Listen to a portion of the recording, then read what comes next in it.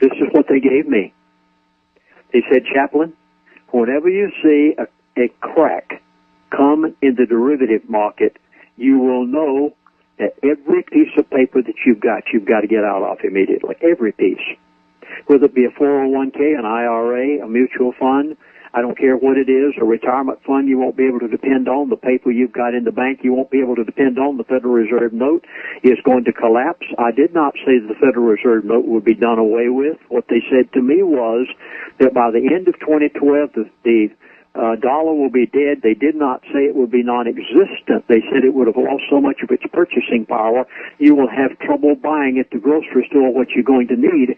And when you're paying $6 and $7 a gallon at the gas pump, you've got to realize that it's not the gasoline that's going up in price, it's the dollar you're purchasing the gasoline with has lost its purchasing power because the Federal Reserve has turned up the printing presses full speed ahead and put in QE1 and QE2 and collapsed the dollar.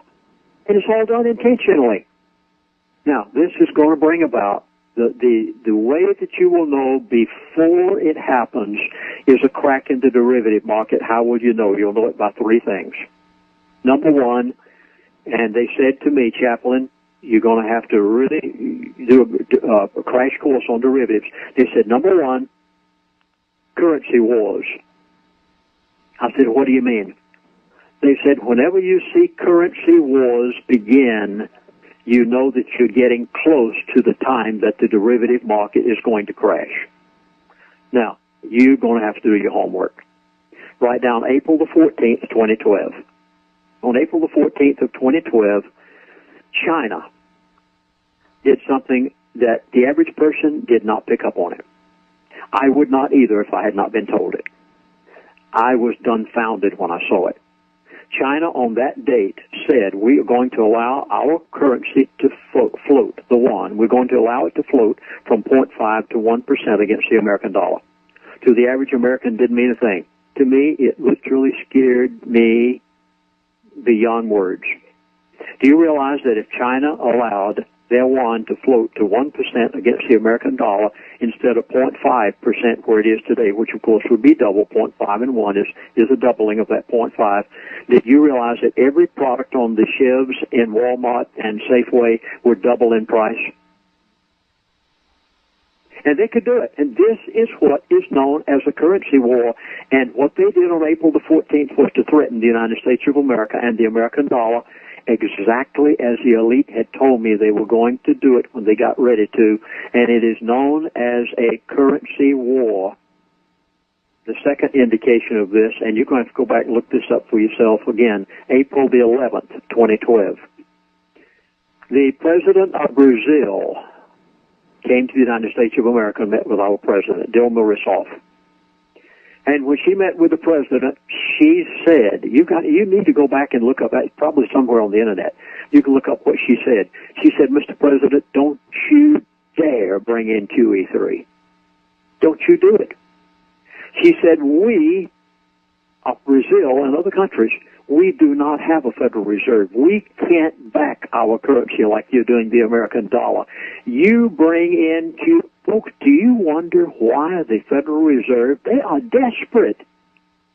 I mean, the head of the Federal Reserve desperately needs QE3. Our president, in order to get reelected, desperately needs QE3.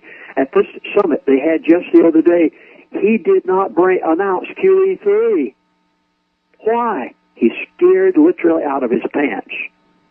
He knows what would happen if they brought in QE3.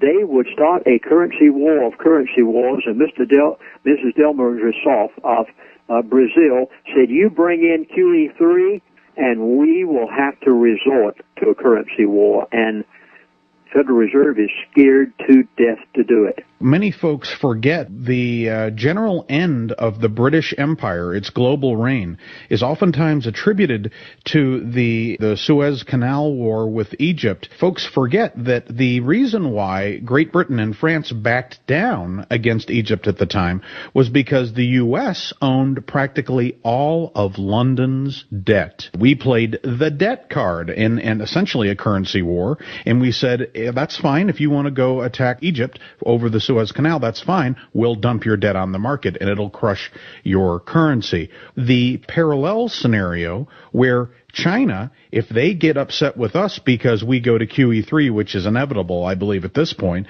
they could simply play the same card that we did against London and France 50 years ago, and it could virtually destroy our reserve currency status overnight, which would be the end of American reign globally, I believe. Chris, I am amazed at your wisdom.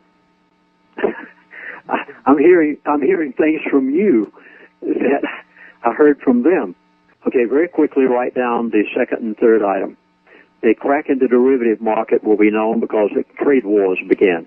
I don't have time to explain that. Third one and the last one, which every person will hear about. And whenever you hear about this, you've probably waited too late. Whenever the Federal Reserve announces that they're going to increase interest rates, it's all over. It's gone. It's too late. A 1% rise in interest rates by the Federal Reserve will add $140 billion to the national debt. Would you go to our website? It's prophecyclub.com, prophecyclub.com, or go to our toll-free number, 1-888-799-6111. We just finished producing, just recently, a 3.5 hour DVD series entitled Secrets of the Elite.